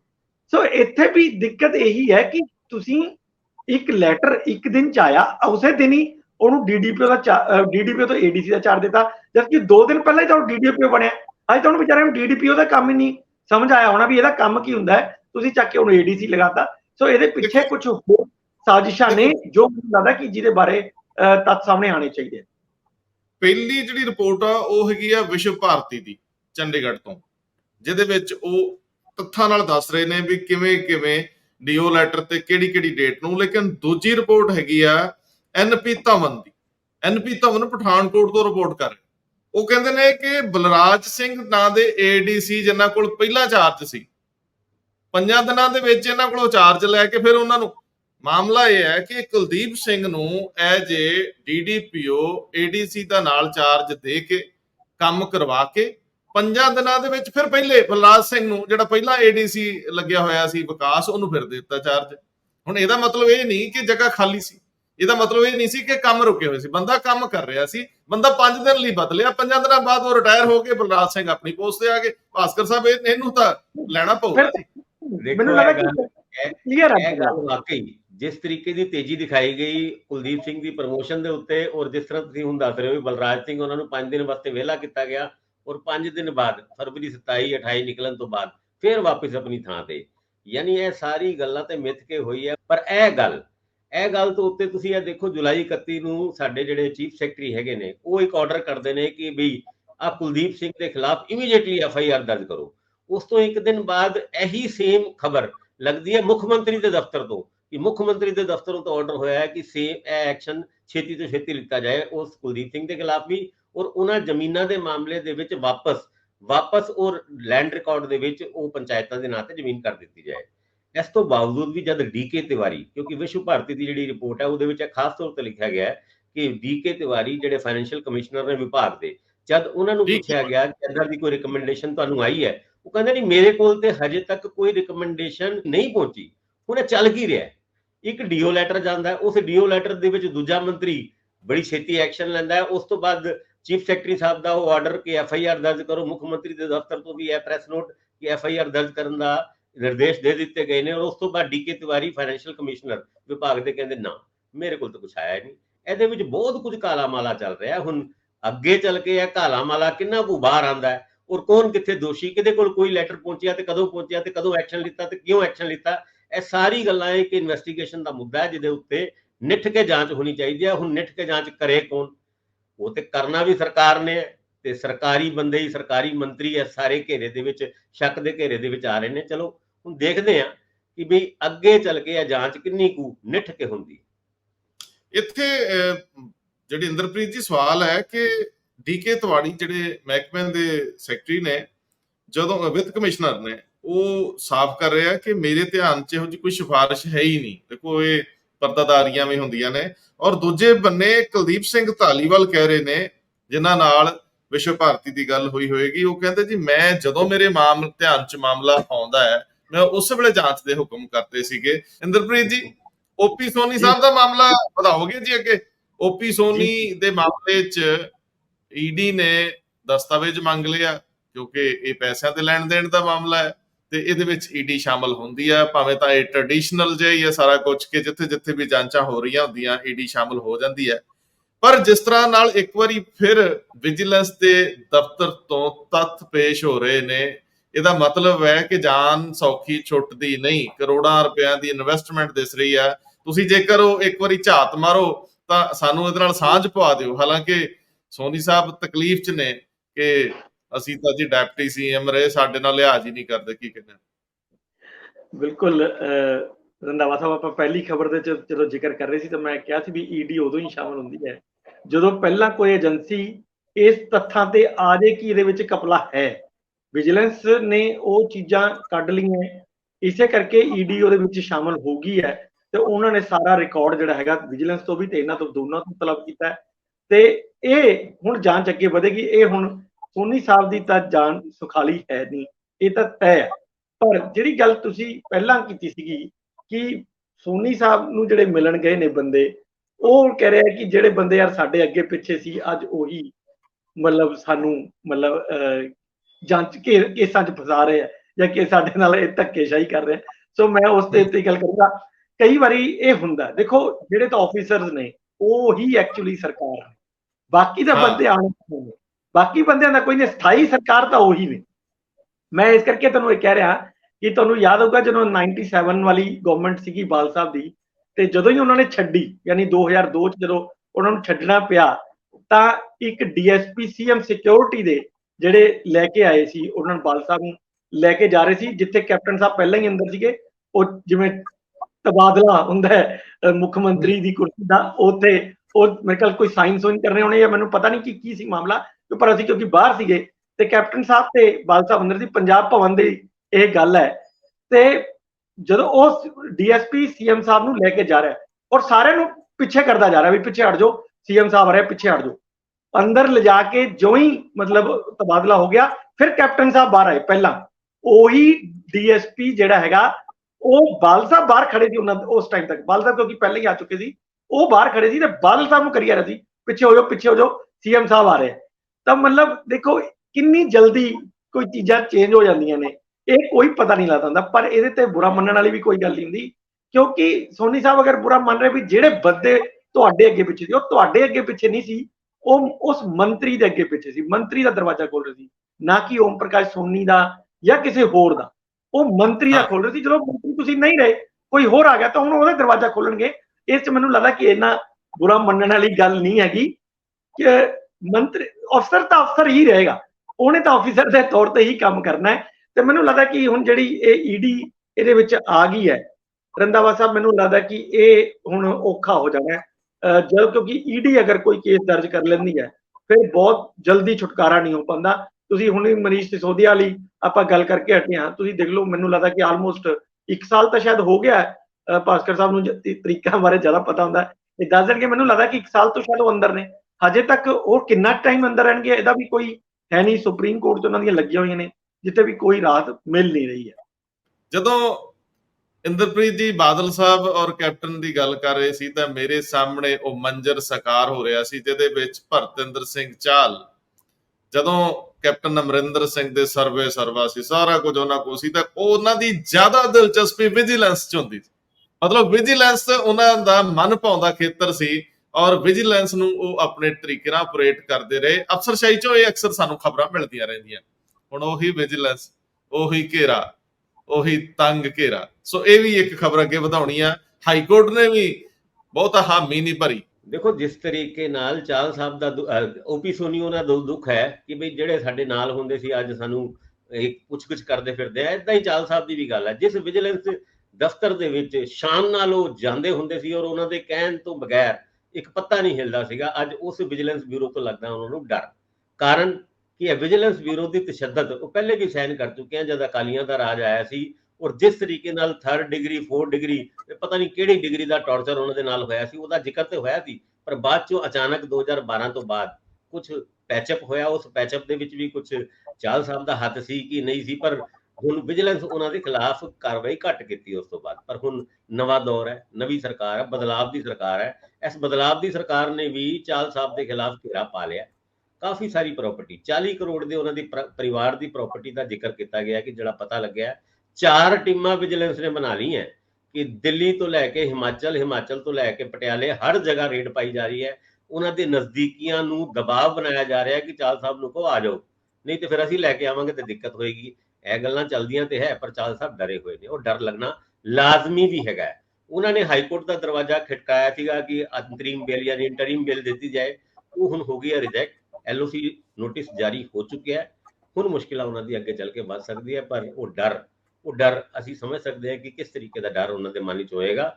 ਉਹ ਵਿਜੀਲੈਂਸ ਦੇ ਮੁਖੀ ਜੋ ਕਦੀ ਉਹਨਾਂ ਦੇ ਬੜੇ ਖਾਸ ਹੁੰਦੇ ਸੀ, ਅੱਜ ਕਹਿੰਦੇ ਬਾਹਰ ਚਲੇ ਗਏ। ਉਹ ਹੁਣ ਸਾਰੀ ਗੱਲਾਂ ਰਿਕਾਰਡ ਤੇ ਹੀ ਹੈ। ਹੁਣ ਆਪਾਂ ਬਹੁਤ ਜ਼ਿਆਦਾ ਕਹੀਏ ਤੇ ਫਿਰ ਕਈ ਵਾਰ ਚਾਲ ਸਾਹਿਬ ਜਾਂ ਹੋਰ ਉਹ तमाम ਲੋਕ ਜਿਹੜੇ ਵਿਜੀਲੈਂਸ ਦੇ ਘੇਰਿਆਂ ਦੇ ਵਿੱਚ ਆ, ਉਹ ਕਹਿੰਦੇ ਆ ਬੋਲਦੇ ਆ, ਅਸੀਂ ਨਹੀਂ ਬੋਲਦੇ। ਜਿਹੜੀ ਗੱਲ ਤੁਸੀਂ ਹਾਈ ਕੋਰਟ ਦੇ ਵਿੱਚੋਂ ਉਹਨਾਂ ਦੀ ਇੰਟਰਮ ਬੇਲ ਰਿਜੈਕਟ ਹੋਣ ਦੀ ਹੋਈ, ਐਸਾ ਨਹੀਂ ਹੈ। ਉਹ ਕੋਈ ਪੁਰਾਣਾ ਕੇਸ ਸੀ ਜਿਹਦੇ ਚ ਉਹਨਾਂ ਦੇ ਉਹ ਇੱਕ ਫੈਸਲਾ ਆਇਆ ਹੋਇਆ ਸੀਗਾ ਕਿ ਜੇਕਰ ਇਹਨਾਂ ਦੇ ਖਿਲਾਫ ਕੋਈ ਕੇਸ ਦਰਜ ਕੀਤਾ ਜਾਵੇ ਤਾਂ ਇਹਨਾਂ ਨੂੰ ਪਹਿਲਾਂ ਉਹਦੀ ਸੂਚਨਾ ਦਿੱਤੀ ਜਾਵੇ। ਜਦੋਂ ਵਿਜੀਲੈਂਸ ਨੇ ਕਿਹਾ ਵੀ ਇਹ ਤਾਂ ਅਸੀਂ ਪਰਚਾ ਤਾਂ ਦਰਜ ਕਰ ਚੁੱਕੇ ਹਾਂ ਜੀ ਔਰ ਇਹਨਾਂ ਦੇ ਧਿਆਨ 'ਚ ਵੀ ਹੈ, ਤਾਂ ਫਿਰ ਉਹ ਮੈਨੂੰ ਲੱਗਦਾ ਕਿ ਉਹਨਾਂ ਨੇ ਅੱਗੇ ਉਹਨੂੰ ਵਧਾਉਣ ਤੋਂ ਸ਼ਾਇਦ ਅੱਗੇ ਵਧਾਉਣ ਦੀ ਤੁੱਕ ਵੀ ਨਹੀਂ ਬਣਦੀ। ਇੰਦਰਪ੍ਰੀਤ ਜੀ, ਮੈਂ ਕਿਉਂਕਿ ਅਦਾਲਤਾਂ ਦੀ ਗੱਲ ਹੋ ਰਹੀ ਹੈ ਤਾਂ DGP ਸਾਹਿਬ ਪੰਜਾਬ ਦੇ ਲਗਭਗ ਸਾਲ ਤੋਂ ਉੱਪਰ ਹੋ ਗਿਆ ਕਾਰਜਕਾਰੀ ਨੇ, ਤੇ ਜਿਹੜਾ UPSC ਨੂੰ ਪੈਨਲ ਭੇਜਿਆ ਜਾਣਾ ਹੁੰਦਾ ਉਹ ਨਹੀਂ ਭੇਜਿਆ ਗਿਆ। 2-3 ਵਾਰੀ ਉੱਥੋਂ ਚਿੱਠੀਆਂ ਵੀ ਆਈਆਂ ਗ੍ਰਹਿ ਮੰਤਰਾਲੇ ਤੋਂ ਸ਼ਾਇਦ। ਔਰ ਮੈਂ ਤੁਹਾਡੇ ਤੋਂ ਸਮਝਣਾ ਚਾਹੁੰਦਾ ਕਿ ਕੱਲ ਇਹ ਸੁਪਰੀਮ ਕੋਰਟ ਦੇ ਵਿੱਚ ਮਾਮਲਾ ਐਡਰੈਸ ਹੋਇਆ। ਕੋਈ ਪਟੀਸ਼ਨਰ ਗਿਆ ਸੀ ਜਿਹਨੇ ਕਿਹਾ ਕਿ UPSC ਦਾ ਜਿਹੜਾ ਪ੍ਰਬੰਧ ਕੀਤਾ ਗਿਆ ਇਹ ਸੁਪਰੀਮ ਕੋਰਟ ਦੇ ਹਦਾਇਤਾਂ ਤੇ ਸੁਪਰੀਮ ਕੋਰਟ ਦੇ ਆਰਡਰ ਤਹਿਤ ਕੀਤਾ ਗਿਆ ਕਿ UPSC ਫਾਈਨਲ ਕਰੇ DGP, ਤੇ ਇਸ ਕਰਕੇ ਜਿਹੜੀ UP ਆ ਉੱਤਰ ਪ੍ਰਦੇਸ਼ ਆ ਔਰ ਪੰਜਾਬ ਉਸ ਤਰ੍ਹਾਂ ਦੀ ਹੁਕਮਾਂ ਨੂੰ ਮੰਨਣ ਤੋਂ ਇਨਕਾਰੀ। ਇਹਨਾਂ ਦੇ ਖਿਲਾਫ ਕੰਟੈਂਪਟ, ਅਦਾਲਤ ਦੀ ਮਾਨਹਾਨੀ ਦਾ ਕੇਸ ਵਧਾਓ। ਸੋ ਇਹਨੂੰ ਇੱਕ ਵਾਰੀ ਦੱਸਿਓ ਜ਼ਰਾ ਵੀ ਇਹਦੇ ਕੀ ਅਰਥ ਕੀ ਨੇ। ਆਉਂਦੇ ਦਿਨਾਂ ਦੇ ਵਿੱਚ ਪੰਜਾਬ ਸਰਕਾਰ ਨੂੰ ਕੋਈ ਨਾ ਕੋਈ ਪ੍ਰਬੰਧ ਕਰਨਾ ਪਊ ਪੱਕਾ DGP ਸਾਹਿਬ ਦੇ ਮਾਮਲੇ 'ਚ, ਕਿਉਂਕਿ ਇਹਨਾਂ ਦਾ ਆਪਣਾ ਬਿੱਲ ਵੀ ਫਸਿਆ ਹੋਇਆ। ਜਿਹੜਾ ਇਹਨਾਂ ਨੇ ਬਿੱਲ ਕਾਨੂੰਨ ਬਣਾਉਣਾ ਹੈ ਉਹ ਕਾਨੂੰਨ ਤਾਂ ਬਣਿਆ ਨਹੀਂ, ਗਵਰਨਰ ਨੇ ਸਾਈਨ ਨਹੀਂ ਕੀਤੇ। ਕੀ ਕਹਿੰਦੇ ਰੰਧਾਵਾ ਸਾਹਿਬ, ਦੇਖੋ ਜਿਹੜਾ ਪ੍ਰਕਾਸ਼ ਸਿੰਘ ਵਾਲਾ ਕੇਸ ਸੀਗਾ, ਪੂਰੂ DGP ਜਿਹੜੇ ਉੱਤਰ ਪ੍ਰਦੇਸ਼ ਦੇ ਹੈਗੇ ਆ, ਉਹਨਾਂ ਨੂੰ ਲੈ ਕੇ ਜਿਹੜਾ ਕੇਸ ਉਹਨਾਂ ਨੇ ਜਿਹੜੀ ਪਟੀਸ਼ਨ ਫਾਈਲ ਕੀਤੀ ਹੋਈ ਸੀ ਉਹਦੇ ਤੇ ਫੈਸਲਾ ਆਇਆ ਹੋਇਆ ਸੀ ਸੁਪਰੀਮ ਕੋਰਟ ਦਾ ਕਿ ਜਿਹੜਾ DGP ਹੈ, ਇੱਕ ਤਾਂ ਉਹਦਾ ਜਿਹੜਾ ਕਾਰਜਕਾਲ ਹੈ ਉਹ ਸੁਨਿਸ਼ਚਿਤ ਕੀਤਾ ਜਾਊਗਾ, ਪਲੱਸ DGP ਕੌਣ ਹੋਏਗਾ ਇਹ UPSC ਦਾ ਪੈਨਲ ਤੈਅ ਕਰੂਗਾ। ਉਹ 3 ਅਧਿਕਾਰੀਆਂ ਦਾ ਇੱਕ ਪੈਨਲ ਤਿਆਰ ਕਰਕੇ ਗਵਰਨਮੈਂਟ ਨੂੰ ਭੇਜੂਗਾ, ਜਿਸ ਚੋਂ ਇੱਕ ਅਧਿਕਾਰੀ ਨੂੰ DGP ਲਗਾ ਸਕਦੇ ਆ, ਚੀਫ ਮਿਨਿਸਟਰ ਯਾਨੀ ਕਿ ਲਗਾ ਸਕਦਾ। ਹੁਣ ਇਸ ਮਾਮਲੇ 'ਚ ਦਿੱਕਤ ਇਹ ਹੋਈ ਹੈ ਪੰਜਾਬ ਤੇ UP ਵਾਲੇ ਮਾਮਲੇ 'ਚ ਕਿ ਜਿਹੜਾ ਬੰਦੇ DGP ਲੱਗੇ ਹੋਏ ਨੇ ਉਹ ਪੈਨਲ 'ਚ ਹੈ ਹੀ ਨਹੀਂ। ਇਹਨਾਂ ਨੂੰ ਆਫੀਸ਼ੀਏਟਿੰਗ ਚਾਰਜ ਦਿੱਤਾ ਹੋਇਆ DGP ਦਾ। DGP ਹੈਗੇ ਨੇ ਜਿਹੜੇ ਲੱਗੇ 3 ਬੰਦੇ ਸੀਗੇ ਉਹ ਹੈਗੇ, ਪਰ ਉਹਨਾਂ 'ਚੋਂ ਕੋਈ ਨਹੀਂ ਲਗਾਇਆ। ਇਹ ਮਾਮਲਾ ਲੈ ਕੇ ਬਰਜੇਸ਼ ਸਿੰਘ ਨਾਂ ਦੇ ਬੰਦੇ ਜਿਹੜੇ ਹੈਗੇ ਉਹ ਗਏ ਸੀ ਸੁਪਰੀਮ ਕੋਰਟ 'ਚ ਵੀ ਇਹ ਤੁਹਾਡੇ ਹੁਕਮਾਂ ਦੀ ਅਦੂਲੀ ਹੈ, ਤਾਂ ਉਹਨਾਂ ਨੇ ਕਿਹਾ ਨਹੀਂ, ਤੁਸੀਂ ਉਦੋਂ ਕਿਉਂਕਿ ਉਹ ਨਹੀਂ ਸੀਗੇ, ਯਾਚਿਕਾ ਕਰਤਾ ਨਹੀਂ ਸੀ, ਤੁਸੀਂ ਅਗਰ ਪਾਣੀ ਹੈ ਤਾਂ ਤੁਸੀਂ ਨਵੀਂ ਪਟੀਸ਼ਨ ਦਾਇਰ ਕਰ ਸਕਦੇ ਹੋ, ਇਸ ਮਾਮਲੇ 'ਚ ਤੁਹਾਡਾ ਕੋਈ ਲੈਣਾ ਦੇਣਾ ਨਹੀਂ ਹੈਗਾ। ਸੋ ਇਹਦਾ ਮਤਲਬ ਇਹ ਨਹੀਂ ਹੈ ਕਿ ਉਹ ਇਹਨਾਂ ਨੂੰ ਰਾਹਤ ਮਿਲ ਗਈ, ਸਰਕਾਰਾਂ ਨੂੰ ਰਾਹਤ ਨਹੀਂ ਹੈ। ਜੇ ਨਵੀਂ ਪਟੀਸ਼ਨ ਆ ਗਈ ਤਾਂ ਮੈਨੂੰ ਲੱਗਦਾ ਕਿ ਸੁਪਰੀਮ ਕੋਰਟ ਇਹਨੂੰ ਐਂਟਰਟੇਨ ਜ਼ਰੂਰ ਕਰੇਗਾ, ਕਿਉਂਕਿ ਇਹ ਮਾਮਲਾ ਹੁਣ ਨੀਤੀ ਨਾਲ ਜੁੜਿਆ ਹੋਇਆ। ਹੁਣ ਪਹਿਲੀ ਗੱਲ ਤਾਂ ਇਹ ਕਿ ਕੀ UPSC ਜਿਹੜਾ ਸੁਪਰੀਮ ਕੋਰਟ ਨੇ ਕਿਹਾ ਉਹੀ ਚੱਲੇਗਾ ਜਾਂ ਸਟੇਟ ਗਵਰਨਮੈਂਟ ਕੋਲੇ ਰਾਈਟ ਹੈਗੇ ਆ। ਮੈਂ ਪਿਛਲੇ ਦਿਨਾਂ 'ਚ ਪਤਾ ਕੀਤਾ ਸੀਗਾ ਇਹਦੇ ਬਾਰੇ ਕਿ ਕਿਉਂਕਿ ਕਈ ਫੈਸਲੇ ਆਏ ਨੇ, ਕੋਈ ਇੱਕ ਫੈਸਲਾ ਨਹੀਂ ਹੈ ਰੰਧਾਵਾ ਸਾਹਿਬ। ਜਿਹੜੇ ਸਾਬਕਾ DGP ਪ੍ਰਕਾਸ਼ ਸਿੰਘ ਦੇ ਮਾਮਲੇ 'ਚ ਇਹ 5-6 ਫੈਸਲੇ ਆਏ ਹੋਏ ਨੇ, ਅਲੱਗ-ਅਲੱਗ ਚੀਜ਼ਾਂ ਦੇ ਅਲੱਗ-ਅਲੱਗ ਫੈਸਲੇ ਨੇ। ਸੋ ਉਹਦੇ ਵਿੱਚ ਇਹ ਸੀਗਾ ਕਿ ਜੋ ਗਵਰਨਮੈਂਟ ਨੇ ਕਿਹਾ, ਸਟੇਟ ਗਵਰਨਮੈਂਟ ਸਾਡੀ ਕਹਿ ਰਹੀ ਹੈ ਕਿ ਸਾਨੂੰ ਇਹ ਸੀਗਾ ਕਿ ਉਹ ਵੀ ਜਦ ਤੱਕ ਕੋਈ ਕਮੇਟੀ, ਵੱਡੀ ਕਮੇਟੀ ਕੋਈ ਫੈਸਲਾ ਨਹੀਂ ਕਰਦੀ ਤਦ ਤੱਕ ਤੁਸੀਂ UPSC ਤੋਂ ਕਰਾ ਲਓ। ਇਹ ਮਤਲਬ ਉਹਦੇ ਸੁਪਰੀਮ ਕੋਰਟ ਦੇ ਫੈਸਲੇ 'ਚ ਹੈ। ਅਸੀਂ ਉਹ ਕਮੇਟੀ ਬਣਾਉਣ ਲਈ ਬਿੱਲ ਪੇਸ਼ ਕੀਤਾ। ਬਿੱਲ ਉਹ ਠੀਕ ਹੈ ਕਿ ਉਹ ਹੁਣ ਸਰਕਾਰ ਦਾ ਜਿਹੜਾ ਬਿੱਲ ਹੈਗਾ ਉਹ ਗਵਰਨਰ ਸਾਹਿਬ ਨੇ ਰੋਕਿਆ ਹੋਇਆ। ਉਹ ਕਹਿ ਰਿਹਾ ਵੀ ਇਹ ਸੰਵਿਧਾਨਿਕ ਜਿਹੜਾ ਸੀਗਾ ਤੁਹਾਡਾ ਸੈਸ਼ਨ ਸੀ, ਇਸ ਕਰਕੇ ਮੈਂ ਪਾਸ ਨਹੀਂ ਕਰੂੰਗਾ, ਉਹ ਹੁਣ ਰੁਕਿਆ ਹੋਇਆ। ਸੋ ਜਾਂ ਤਾਂ ਹੁਣ ਨਵੇਂ ਸਿਰੇ ਤੋਂ ਬਿੱਲ ਬਣ ਕੇ ਜਾਏ, ਪਹਿਲਾਂ ਕਾਲ ਹੋਵੇ ਸੈਸ਼ਨ, ਨਵੇਂ ਸਿਰੇ ਤੋਂ ਉਹੀ ਬਿੱਲ ਜਾਏ ਤਾਂ ਹੋਏਗਾ। ਅਦਰਵਾਈਜ਼ ਮੈਨੂੰ ਲੱਗਦਾ ਕਿ ਜਦੋਂ ਇਹ ਮਾਮਲਾ ਸੁਪਰੀਮ ਕੋਰਟ 'ਚ ਗਿਆ ਤੇ ਸਰਕਾਰ ਨੂੰ ਵੀ ਇੱਥੇ ਇਹ ਜਵਾਬ ਦੇਣਾ ਮੁਸ਼ਕਿਲ ਹੋ ਜਾਏਗਾ ਕਿ ਤੁਹਾਡੇ ਕੋਲ DGP ਮੌਜੂਦ ਹੈ, ਫਿਰ ਵੀ ਤੁਸੀਂ ਕਾਰਜਕਾਰੀ DGP ਕਿਉਂ ਲਗਾਇਆ ਹੋਇਆ। ਅਗਰ ਲਗਾਣਾ ਹੀ ਹੈ ਕਾਰਜਕਾਰੀ ਤਾਂ ਤੁਸੀਂ ਪੈਨਲ ਕਿਉਂ ਨਹੀਂ ਭੇਜ ਰਹੇ। ਹੋਮ ਮਿਨਿਸਟਰੀ ਨੇ ਵੀ ਕਿਉਂਕਿ ਇਹ ਕਹਿਣਾ ਹੈ ਕਿ ਅਸੀਂ ਤਾਂ ਇਹ 2 ਵਾਰ ਇਹਨਾਂ ਨੂੰ ਰਿਮਾਈਂਡਰ ਭੇਜ ਚੁੱਕੇ ਹਾਂ ਤੇ ਹਜੇ ਤੱਕ ਮਤਲਬ ਇਹ ਜਿਹੜਾ ਹੈਗਾ ਸਾਨੂੰ ਨਾ ਤਾਂ UPSC ਨੂੰ ਪੈਨਲ ਭੇਜ ਰਹੇ ਨੇ, ਨਾ ਹੀ ਸਥਾਈ DGP ਜਿਹੜਾ ਆਲਰੇਡੀ ਹੈਗਾ ਸਾਡੇ ਕੋਲੇ ਉਹਨੂੰ ਲਗਾ ਰਹੇ। ਠੀਕ ਕਿਹਾ ਤੁਸੀਂ। ਕਈ ਵਾਰੀ ਇੰਜ ਵੀ ਦੇਖੋ, ਸੁਪਰੀਮ ਕੋਰਟ ਤਾਂ ਬੜੇ ਸਾਫ਼ ਲਫ਼ਜ਼ਾਂ 'ਚ ਪੁੱਛੇਗੀ ਨਾ ਕਿ ਰਾਈਟ ਤਾਂ ਤੁਹਾਡਾ ਹੈ, ਤੁਸੀਂ ਤਾਂ ਨਾਂ ਭੇਜਣੇ ਆ, ਤੁਹਾਡੇ ਨਾਂ ਦਿੱਤੇ ਹੋਏ ਨਾਵਾਂ 'ਚੋਂ ਤੇ ਅਸੀਂ ਚੁਣਨਾ ਹੈ, ਕਿਹੜਾ ਕੋਈ ਵੱਖਰਾ ਲਾ ਦੇਣਾ ਜੀ ਇੱਧਰੋਂ, UPSC ਨੇ ਕਿਹੜਾ ਕੇਂਦਰ ਤੋਂ ਲੈ ਕੇ ਕੋਈ ਲਾਉਣਾ ਹੈ। ਸੋ ਮੈਨੂੰ ਲੱਗਦਾ ਹੈ ਕਿ ਜਿਹੜਾ ਪ੍ਰਬੰਧ ਬਣਿਆ ਹੋਇਆ, ਜਿੰਨਾ ਚਿਰ ਉਹਦੇ ਸਾਈਮਲਟੇਨੀਅਸਲੀ ਕੋਈ ਹੋਰ ਪ੍ਰਬੰਧ ਨਹੀਂ ਆਉਂਦਾ, ਤੁਹਾਨੂੰ ਉਹ ਮੰਨਣਾ ਤਾਂ ਪੈਂਦਾ ਹੀ ਹੈ।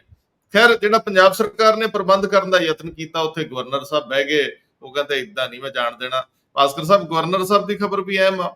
ਕੱਲ ਜਿਹੜੇ ਰਾਸ਼ਨ ਘਰ ਘਰ ਪਹੁੰਚਾਉਣ ਵਾਲਾ ਮਾਮਲਾ, ਇਹਦੇ 'ਚ ਡੀਪੂ ਹੋਲਡਰ ਜਾ ਕੇ ਮਿਲੇ। ਵੈਸੇ ਗਵਰਨਰ ਸਾਹਿਬ ਨੂੰ ਮਿਲਣਾ ਔਖਾ ਹੀ ਹੁੰਦਾ ਇਹੋ ਜਿਹੇ ਮਾਮਲਿਆਂ 'ਚ, ਜਦੋਂ ਬੰਦੇ ਮਿਲ ਰਹੇ ਹੋਣ। ਕਈ ਵਾਰੀ ਸਾਰਾ ਕੁਝ ਇੰਜ ਲੱਗਦਾ ਹੁੰਦਾ ਕਿ ਅਰੇਂਜਮੈਂਟ ਵੀ ਹੋ ਰਿਹਾ।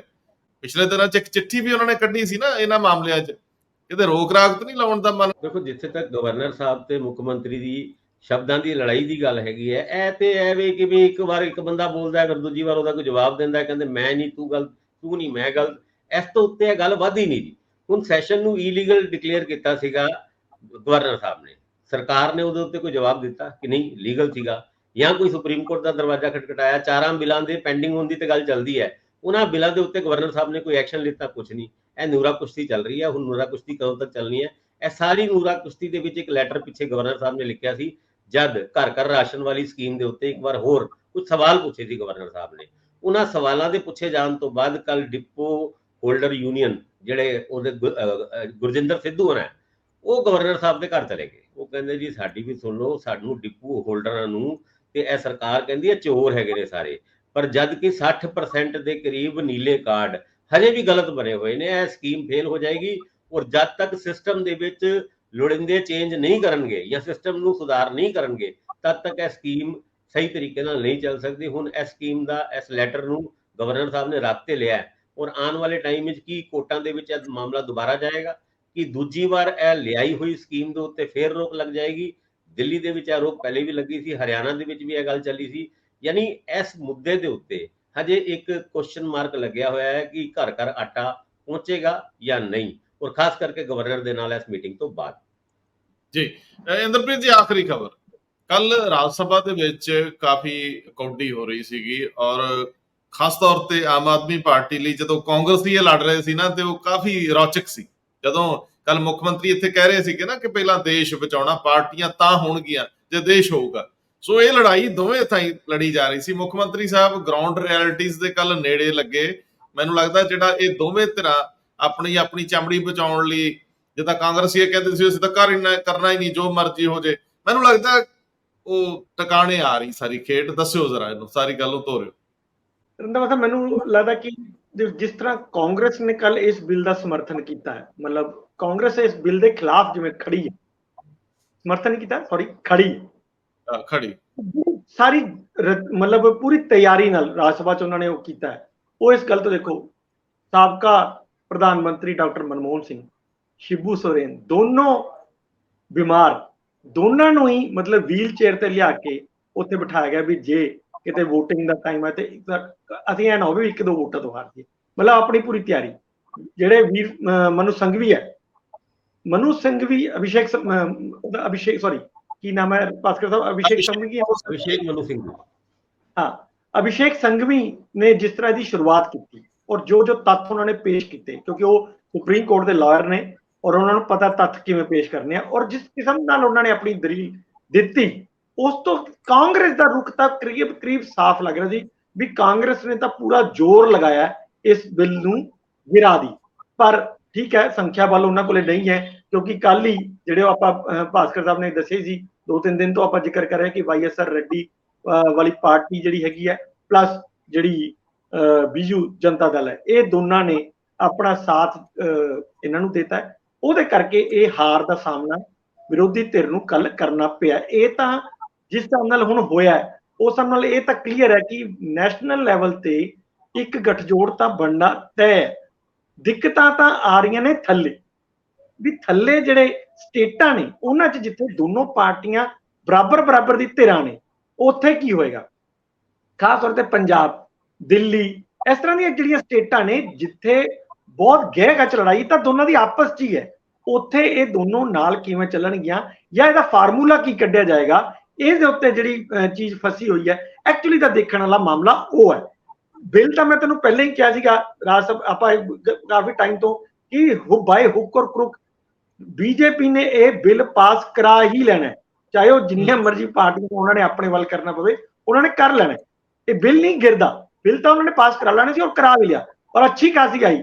ਭਾਸਕਰ ਸਾਹਿਬ ਤਾਂ ਕੱਲ ਕਹਿ ਰਹੇ ਸੀ 104 ਵੋਟਾਂ ਮਿਲਣਗੀਆਂ ਵਿਰੋਧੀ ਧਿਰ ਨੂੰ, ਪਰ ਉਹ ਚੋਂ ਵੀ ਭਾਸਕਰ ਸਾਹਿਬ 2 ਹੋਰ ਘਟ ਗਈਆਂ, 102 ਹੀ ਆਈਆਂ ਉਹਨਾਂ ਕੋਲੇ। ਤੇ ਇਹ ਵੀ ਪਤਾ ਕਰਨ ਵਾਲੇ ਵੀ 2 ਕਿਹੜੇ ਹੈਗੇ ਨੇ। ਹਾਲਾਂਕਿ ਪ੍ਰਧਾਨ ਮੰਤਰੀ ਜਿਹੜੇ ਸਾਬਕਾ ਹੈਗੇ ਉਹਨਾਂ ਨੂੰ ਵੀ ਵਿਚਾਰਿਆਂ ਨੂੰ ਮਤਲਬ ਵੀਲ ਚੇਅਰ ਤੇ ਲੈ ਕੇ ਆਏ, ਕਿੰਨਾ ਔਖਾ ਹੋ ਕੇ ਉਹ ਬੈਠੇ ਹੋਣੇ ਆ। ਸੋ ਇਹ ਚੀਜ਼ਾਂ ਨੂੰ ਅਗਰ ਦੇਖਿਆ ਜਾਏ, ਉੱਪਰ ਤਾਂ ਕਲੀਅਰ ਹੈ, ਥੱਲੇ ਹਜੇ ਵੀ ਦਿੱਕਤ ਬਣੀ ਹੋਈ ਹੈ। ਉਹਦੀ ਕਲੈਰਿਟੀ ਲਈ ਫਾਰਮੂਲਾ ਕੀ ਲੱਭਿਆ ਜਾਊਗਾ, ਇਹ ਦੇਖਣਾ ਹੋਊਗਾ ਹੁਣ ਜਿਹੜੀ ਮੁੰਬਈ ਦੀ ਬੈਠਕ ਹੋਗੀ ਉਸ ਚ। ਜਦੋਂ ਗ੍ਰਹਿ ਮੰਤਰੀ ਕਹਿ ਰਹੇ ਸੀਗੇ ਨਾ ਵੀ ਇਹ ਵੇਖੋ ਜੀ ਇਹ ਇੱਕ ਸੁਪਾਰੀ ਜਿੰਨੀ ਪਾਰਟੀ ਦੀ ਖਾਤਰ ਹੈ ਨਾ ਵੀ ਸਾਡੇ ਗੱਠਜੋੜ ਚ ਇੰਨੀ ਸੁਪਾਰੀ ਜਿੰਨੀ ਪਾਰਟੀ ਵੀ ਪਾਸੇ ਨਾ ਚੱਲ ਜੇ, ਆਪਣਾ ਸਿਧਾਂਤਕ ਸਟੈਂਡ ਛੱਡੀ ਬੈਠੇ ਆ, ਉਹ ਵਿਅੰਗ ਕਰ ਰਹੇ ਸੀ। ਤੇ ਮੈਨੂੰ ਸਮਝ ਨਹੀਂ ਆ ਰਹੀ ਵੀ ਇਹ ਕੇਜਰੀਵਾਲ ਸਾਹਿਬ ਨੂੰ ਤਸ਼ਬੀਹਾਂ ਕੀ ਦੇ ਰਹੇ ਆ। ਉਹ ਤਾਂ ਸਾਡੇ ਪੰਜਾਬ ਦੇ ਸੁਪਰੀਮੋ ਨੇ, ਉਹਨਾਂ ਨੂੰ ਸੁਪਾਰੀ ਇੱਕ ਜਿੰਨਾ ਕਰਤਾ, ਫਿਰ ਰਗ ਬਜਟਾ ਸਿੱਧੇ ਸੁੱਧੇ ਹੋਏ ਬਥੇਰੇ। ਪਰ ਵੱਡੇ ਬੰਦੇ ਦੇ ਸਾਹਮਣੇ ਛੋਟੇ ਬੰਦੇ ਦੀਆਂ ਗੱਲਾਂ ਦਾ ਕਿੱਥੇ ਵਜਨ ਬਣਦਾ ਜੀ। ਉਹ ਸੁਪਾਰੀ ਚੱਲਦੀ ਨਹੀਂ। ਭਾਸਕਰ ਸਾਹਿਬ 2 ਲਾਈਨਾਂ ਚ ਬਸ। ਦੇਖੋ ਜਿਸ ਤਰੀਕੇ ਨਾਲ ਕੱਲ ਜੋ ਕੁਝ ਹੋਇਆ, ਭਾਵੇਂ ਇਹ ਬਿੱਲ ਦੇ ਸਮਰਥਨ ਦੇ ਵਿੱਚ 131 ਵੋਟ ਪਏ, ਵਿਰੋਧ ਦੇ ਵਿੱਚ 102 ਵੋਟ ਪਏ, ਪਰ ਇੱਕ ਨੈਰੇਟਿਵ ਕੀ ਸੈੱਟ ਹੋਇਆ, ਇਹ ਗੱਲ ਬੜੀ ਮਾਇਨੇ ਰੱਖਦੀ ਹੈ। 2024 ਦੇ ਇਲੈਕਸ਼ਨ ਤੋਂ ਪਹਿਲੇ ਇਸ ਬਿੱਲ ਦੇ ਪਾਸ ਹੋਣ ਤੋਂ ਬਾਅਦ ਕਿ ਦਿੱਲੀ ਦੀ ਜਨਤਾ ਇਹਨੂੰ ਵਾਕਈ ਆਪਣੇ ਨਾਲ ਧੋਖੇ ਦੇ ਤੌਰ ਤੇ ਲਏਗੀ, ਕਿਉਂਕਿ ਕੇਜਰੀਵਾਲ ਕੱਲ ਦੂਜੇ ਪਾਸੇ ਕਹਿ ਰਹੇ ਸੀ ਕਿ ਦਿੱਲੀ ਦੀ ਜਨਤਾ ਕਦੀ ਮਾਫ ਨਹੀਂ ਕਰੇਗੀ ਤੇ ਐਤਕੀ 7 ਲੋਕ ਸਭਾ ਸੀਟਾਂ ਦੇ ਵਿੱਚ ਭਾਜਪਾ ਨੂੰ ਬੜੀ ਵੱਡੀ ਹਾਰ ਮਿਲੇਗੀ।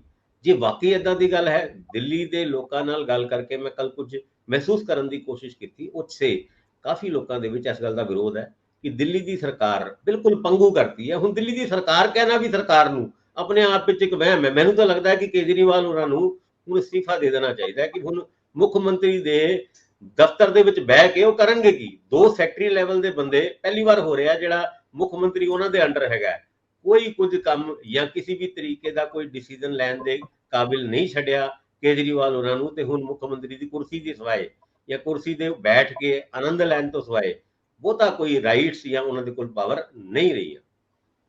ਤੁਸੀਂ ਭਗਵੰਤ ਮਾਨ ਦੀਆਂ ਕੁਰਸੀ ਦੀਆਂ ਲੱਤਾਂ ਕਿਉਂ ਹਿਲਾਉਣ ਦੇ? ਉੱਥੋਂ ਅਸਤੀਫਾ ਦੇ ਕੇ ਵਿਹਲੇ ਥੋੜਾ ਹੋਣਗੇ। ਸੁਪਰੀਮੋ ਨੇ, ਉਹ ਕਹਿਣਗੇ ਫਿਰ ਮੈਂ ਪੰਜਾਬ ਦੇ ਵਿੱਚ ਏਜੰਡਾ ਲਾਗੂ ਕਰਕੇ ਦੱਸਦਾ, 24 ਤੋਂ ਪਹਿਲਾਂ ਅਸੀਂ ਪੰਜਾਬ ਪ੍ਰਸ਼ਾਸਨ ਕਿੱਦਾਂ ਦੇ ਸਕਦੇ ਹਾਂ।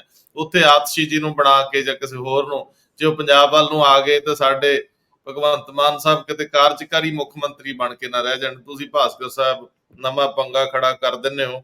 ਬਹੁਤ ਮਿਹਰਬਾਨੀ, ਬਹੁਤ ਧੰਨਵਾਦ ਜੀ। ਥੈਂਕ ਯੂ ਜੀ।